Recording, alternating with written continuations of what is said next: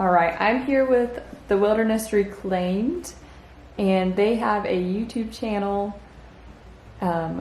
They just moved from Alaska, and I'm going to let them share a little bit with us.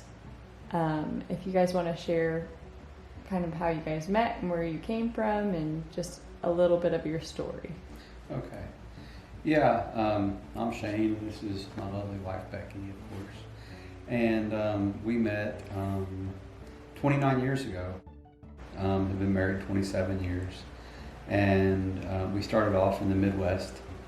And we've always just bought and sold, remodeled houses.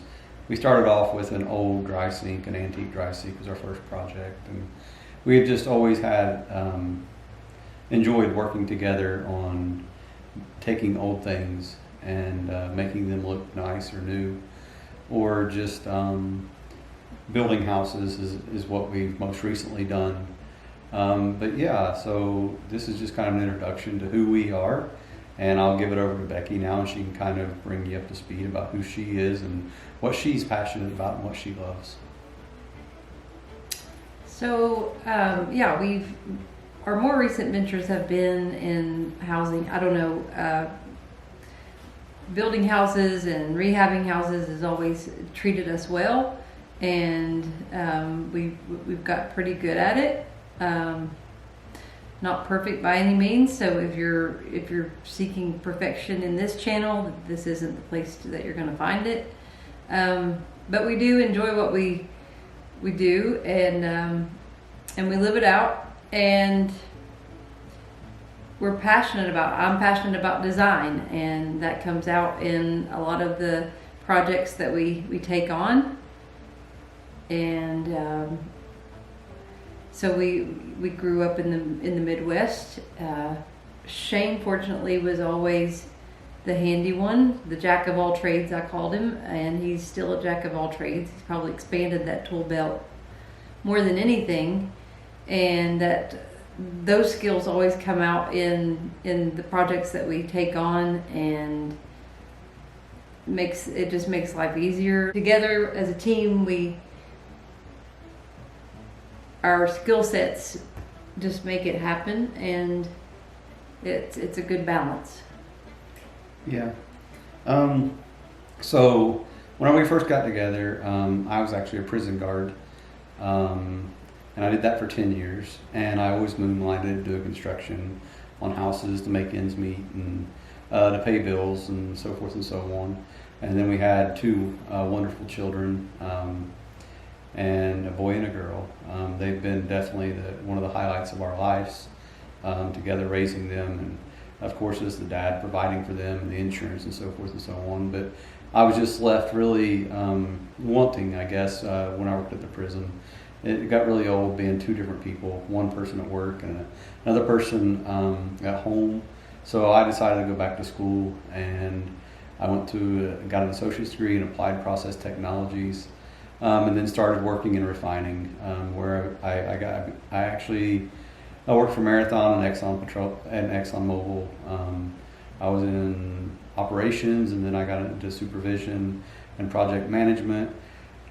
And then the world went crazy during COVID, and I just saw how dependent I was on big corp, and decided that there's no better time for Becky and I to actually take on more responsibility for our income and our livelihoods. So we opted to start a business together, basically building. We sold our home in Montana at the time, and we moved to Alaska to start a new beginning, with a lot of vision, a lot of expectations, a lot of hopes, a lot of dreams. And some of those were true and some of those were not. So what was Alaska like? And also, so you guys are in South Carolina now, so what really influenced that decision? What was Alaska like first? Go ahead. What was Alaska like? From my perspective, I like adventure, and Alaska does offer that, but at the same time, a lot of the adventures it's a little beyond my scale of expertise. So in a lot of ways, yes, Alaska was a great adventure, but then I found Alaska challenging, and not in the ways of like, oh, it was winter and it was snowing. I enjoy snow. We got out, we cross-country skied, we did things outside. But Alaska was challenging in other ways, like finding community. A lot of people who move to Alaska, they're there because they want to be in the wilderness. They want to have their wilderness experience. And that was a challenge for me. Yeah, as most men, you grow up as a young boy with this it's almost like a desire to go to Alaska, and Alaska's all this and that. And you know, Alaska is that. But I think coming from Montana, what we found was the adventure was so much easier to access in Montana. And then going to Alaska, Alaska is truly for the extreme wilderness seeker. Either you've got to have a float plane or some kind of a jet boat or something like that to go up the river systems, or a plane to really adventure in Alaska. And that's just really, honestly, a little past our level at our age, expertise and so forth. And I truly enjoy a weekend getaway or an after work hunt or an evening hunt, and we just found that those truly didn't exist there. So I guess for her and I, like we said, we didn't we had trouble finding community, but what we did do is we really grew closer together as a couple, and it allowed us to build the house that we did with our kids. That was a great season. I wouldn't trade it for anything. It was a wonderful experience. Building the cabins, as you've seen, we did that together, Becky and I. The kids had pretty much started their own careers and journeys by that time, but it was, I wouldn't take it back for anything. It was definitely fun, but Alaska truly wasn't for us. And it wasn't, like she said, it wasn't the snow, it wasn't the cold, but it may have been a lot to do with the darkness, to be honest with you, and just the lack of community, what we felt. And other than hunting black bear and fishing for salmon and hiking the pretty much same repetitive trails, there just wasn't a lot there for us. So we opted to move to South Carolina.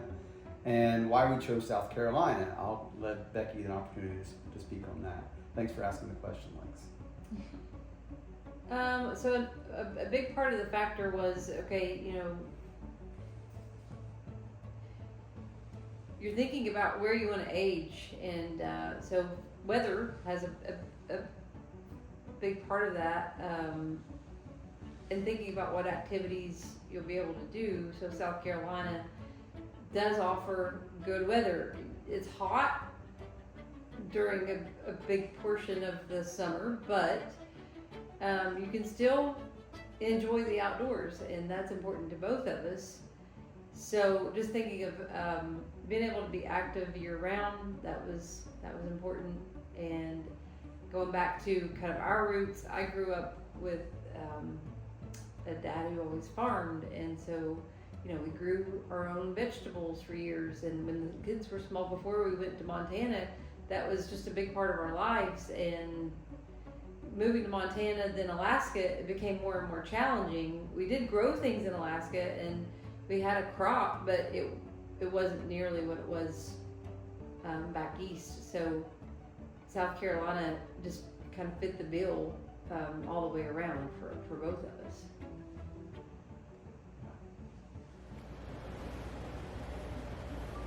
So you guys have definitely accomplished a lot, and it's no small feat what you've taken on. So a question I have is, what sacrifices did you have to make and lifestyle choices to have the flexibility to be able to do what you have with your life?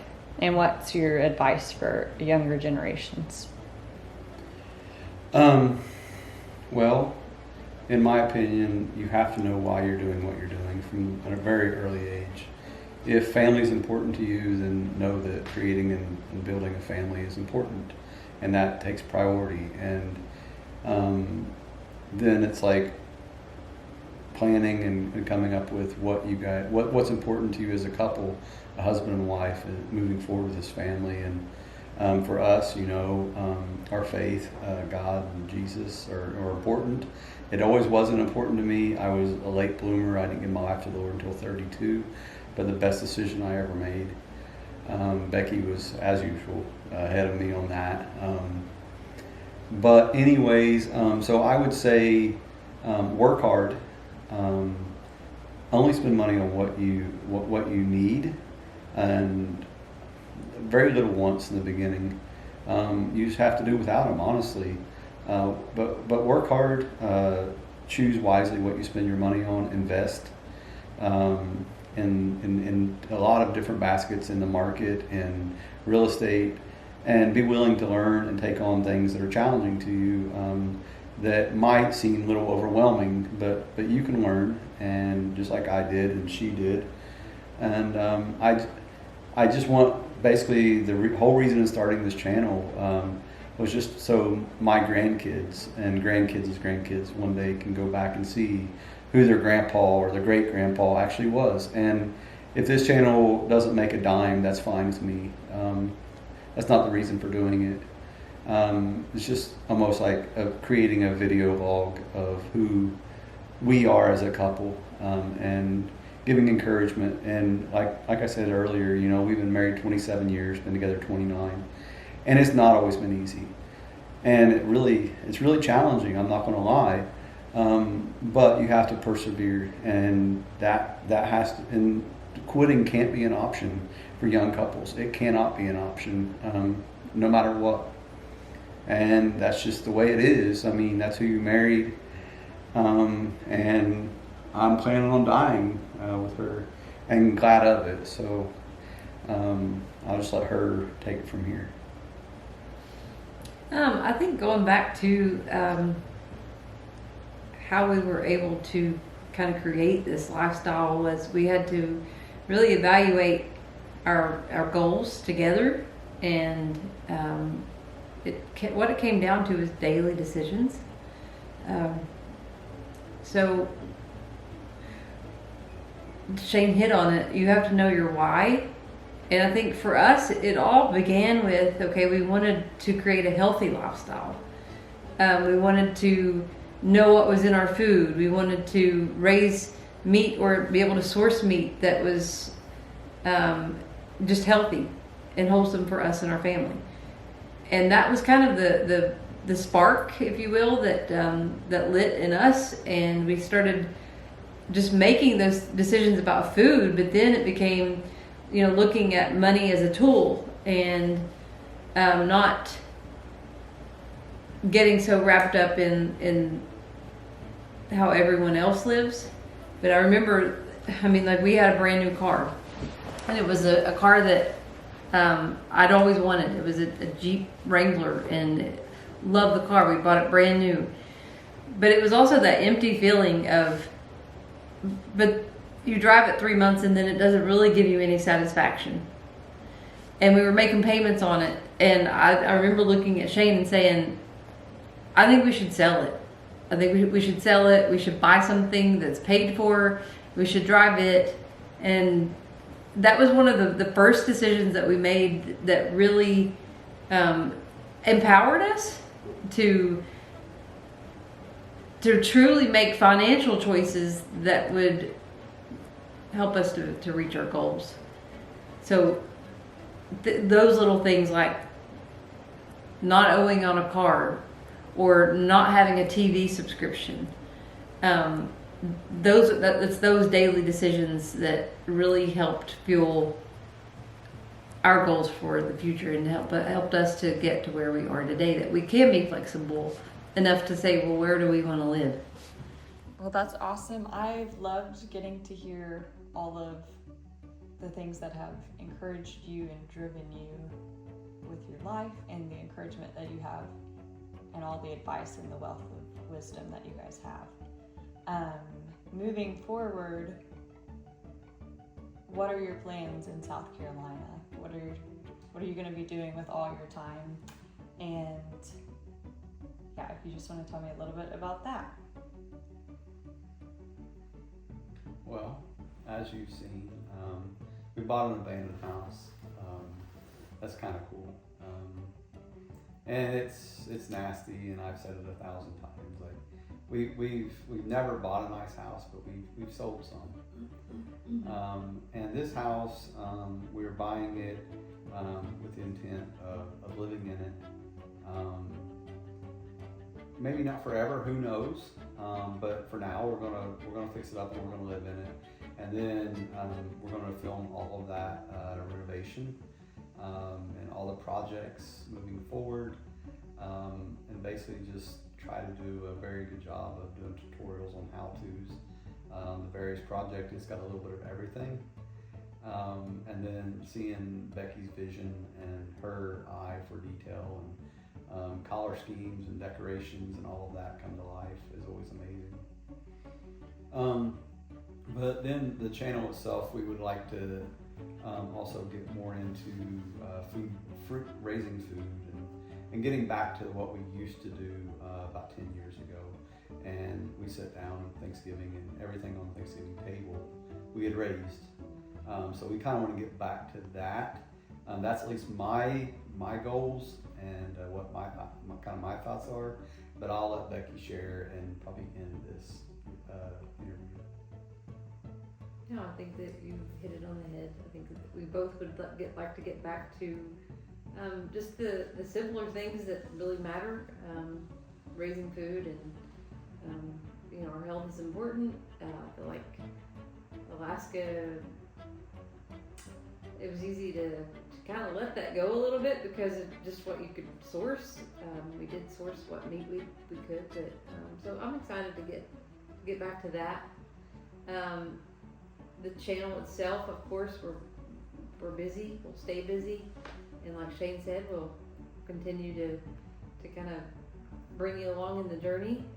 We just wanted to share a little bit about who we are, and we're kind of a little late in the game to share our Alaska experience. We were, because we literally, just kind of we documented, but we just kind of put a video together and said, let's just try it. If nothing else, future generations, like our grandkids or great grandkids, could be watching this one day, and that's why we put that video on there. But we didn't want to come out on YouTube and be like, well, now we're in South Carolina and have no explanation and no direction.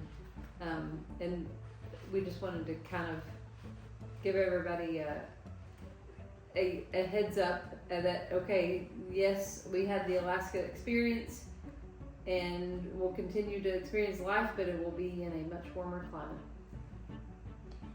Very cool. Well, thank you guys so much for sharing with me and taking time out of your day to be here.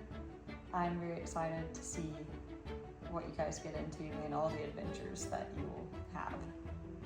Thanks.